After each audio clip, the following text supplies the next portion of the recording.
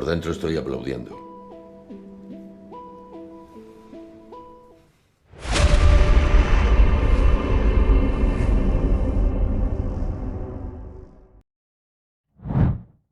Halo, selamat jumpa kembali. Berlatar pada tahun 1987, terlihat situasi kafe yang tidak terlalu ramai, dan di sana terdapat seorang pria tua yang bernama Miguel. Dia kelihatan cukup sibuk dengan mesin ketiknya, karena memang pekerjaannya Miguel adalah seorang jurnalis senior. Nggak lama kemudian, datanglah seorang wanita cantik bernama Angela ke kafe tersebut. Miguel kelihatan sudah siap, karena ternyata mereka berdua sudah janjian sebelumnya. Nggak perlu waktu lama untuk tahu di mana keberadaan Miguel, karena suara mesin tik yang dibawanya. Akhirnya, Miguel dan Angela pun duduk bersama. Terlihat Miguel cukup salting, namun dia tetap pengen kelihatan cool. Sampai akhirnya, Miguel pun nunjukin karakternya yang cukup nyentrik, di mana ia ngaku sebagai seorang yang open-minded. Ia juga bilang ke Angela kalau dia bukan orang yang jijikan. Hal itu ia buktikan pas Angela minum lemon tea yang barusan dia pesan. Miguel langsung ngambil tehnya gitu aja dan minum tepat di bagian yang sama. Ini sih bukan jijian, tapi modus. Angela pasti ngerasa rada gak enak feel sama orang tua bangka sok ia itu. Tapi karena dia perlu wawancara Miguel demi skripsi yang udah di depan mata, Angela pun akhirnya legowo gitu aja sama Miguel, jadi budak dosen.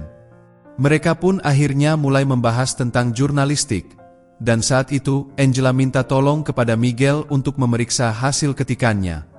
Miguel, sebagai seorang profesional, akhirnya mengecek tulisan itu, dan mulai memberikan beberapa kritik serta masukan kepada Angela.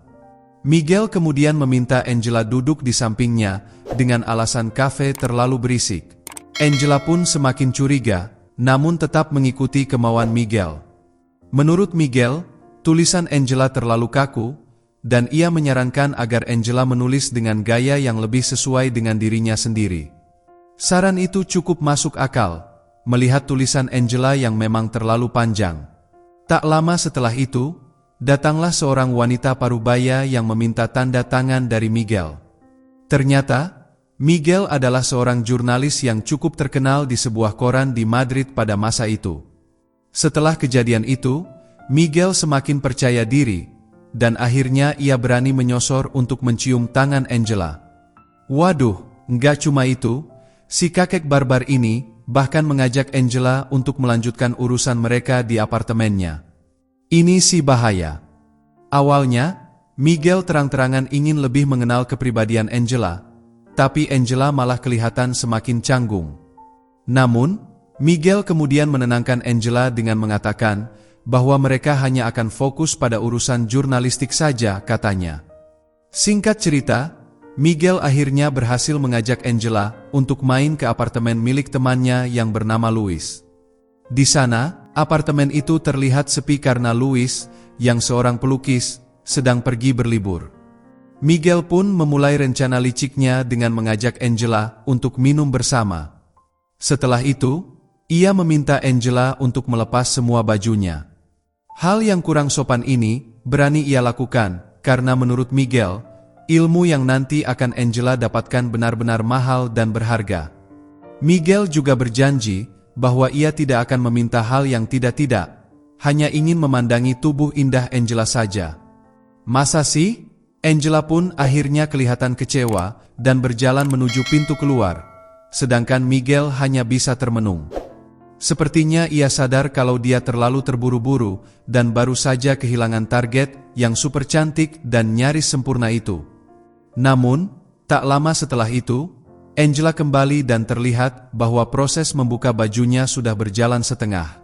Walaupun begitu, Miguel menanggapi hal itu dengan senang dan mulai menggambar acak di tubuh Angela. Namun, karena Miguel bukan lulusan seni, gambarnya pun amburadul dan akhirnya malah membuat tubuh Angela menjadi kotor. Angela kemudian memutuskan untuk pergi dari sana dan mandi.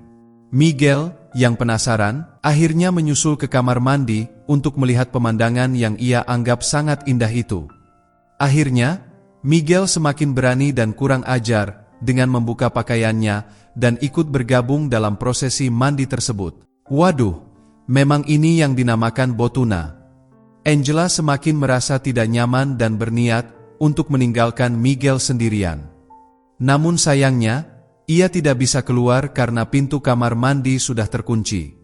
Angela berusaha membukanya, tetapi perjuangannya tidak membuahkan hasil. Akhirnya, Miguel turun tangan dan mencoba membuka pintu itu. Ketika tetap tidak bisa terbuka, Angela mulai mengomel dan menyalahkan Miguel karena iseng mengunci pintu tersebut. Miguel pun mengakui kesalahannya untuk mencegah masalah semakin melebar. Namun, Angela malah semakin ribut dan berteriak ke ventilasi untuk meminta pertolongan. Awalnya, Miguel tidak senang dengan hal itu dan menyuruh Angela berhenti. Tapi, Miguel kemudian teringat pada istrinya di rumah. Ia takut jika istrinya melapor bahwa Miguel menghilang dan ditemukan di kamar mandi bersama wanita lain. Akhirnya, Miguel juga turun tangan dan ikut meminta bantuan tetangga lewat ventilasi. Karena bantuan tidak kunjung datang, Miguel berpendapat bahwa para tetangga sedang pergi berlibur, mengingat hari itu adalah akhir pekan. Akhirnya, Miguel mencoba mencairkan suasana dengan membuka obrolan, dan ia pun mengetahui bahwa Angela ternyata adalah adik dari gebetannya di masa lalu. Angela juga bercerita bahwa kakaknya dulu menyukai Miguel, namun Miguel terlalu berlebihan dan ambisius, yang membuat kakaknya menjadi ilfil terhadapnya. Waktu pun berlalu, dan mereka masih terjebak di sana. Miguel memanfaatkan kesempatan ini untuk menggoda Angela. Ia berharap Angela bisa memberikan jatah yang tak terlupakan. Namun Angela berpikir bahwa ini bukanlah saat yang tepat untuk melakukan hal tersebut. Keesokan harinya, mereka terbangun dengan pintu yang masih terkunci. Pada saat itu, Miguel akhirnya mengatakan bahwa ia baru sadar jika dirinya sangat menyebalkan. Tidak hanya itu, fisiknya juga sudah tidak menarik lagi.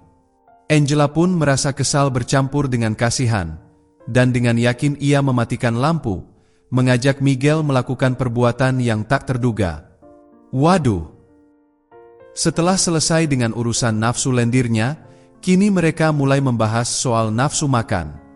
Angela dan Miguel mulai merasa lapar, mengingat mereka belum menyentuh makanan sama sekali sejak kemarin. Karena rasa lapar yang bercampur dengan pengapnya kamar mandi, Angela pun mulai merasa bad mood dan ngedumel sendirian.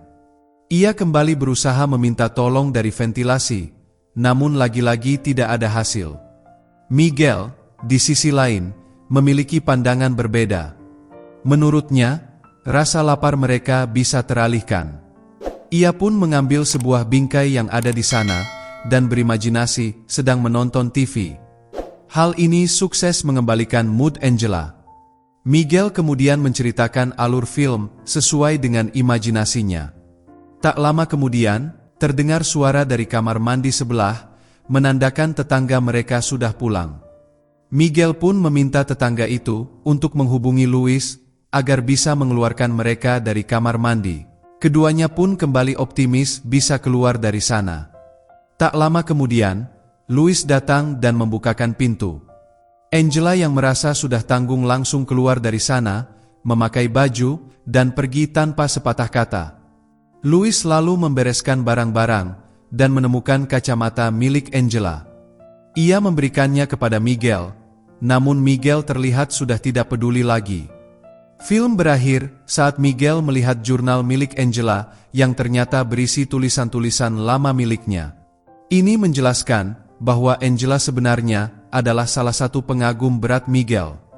Itulah alur cerita film berjudul Madrid 1987, di mana kisah Miguel membuktikan bahwa rezeki memang tidak akan kemana. Meskipun Miguel gagal mendapatkan hati kakaknya, setidaknya ia sudah mendapatkan perhatian dari Angela yang super cantik. Itulah perjalanan dari Botuna dengan ending yang sangat sopan. Terima kasih telah menonton video ini.